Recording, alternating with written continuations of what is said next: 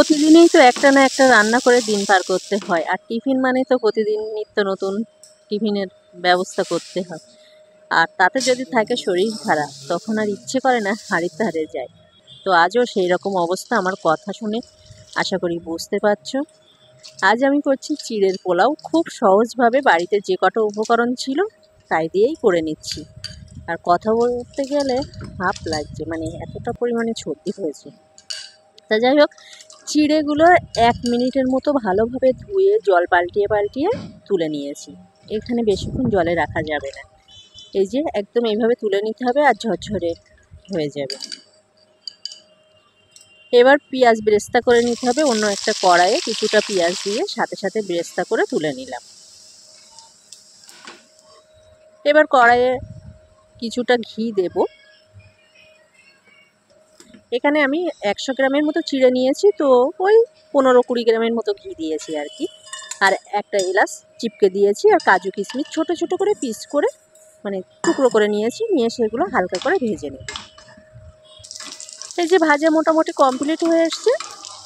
আর ওই যে আগে থেকে যে চিড়ে ভিজিয়ে রেখেছিলাম, মানে ভিজিয়ে তুলে রেখেছিলাম একদম ঝরঝরে করে, সেগুলো এর মধ্যে ঢেলে দেবো।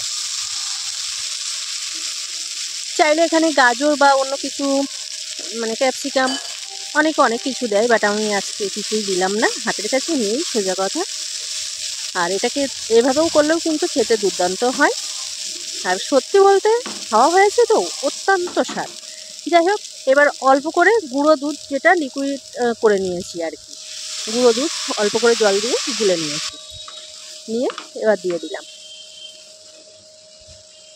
দিয়ে আবার একটু নাড়াচাড়া করে সামান্য চিনি দিচ্ছি, অল্প 1 চিমটি লবণ দেব, আর 1 চিমটি জয়িত্রী আর জায়ফলের গুঁড়ো দেব, আর একটু গোলাপ জল দিয়ে ভালোভাবে নেড়ে শুকনো শুকনো যখন হয়ে আসবে তখন নামিয়ে নিলেই কিন্তু রেডি চিড়ের পোলাও।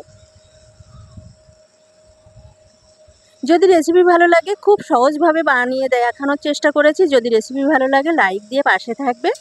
আর ওই যে আগে থেকে পেঁয়াজ যেটা বেরেস্তা করে রেখেছিলাম সেগুলো এর মতো দিয়ে দিয়েছি। এবার 1 মিনিটের মতো নাড়িয়ে একদম শুকনো শুকনো করে নেব।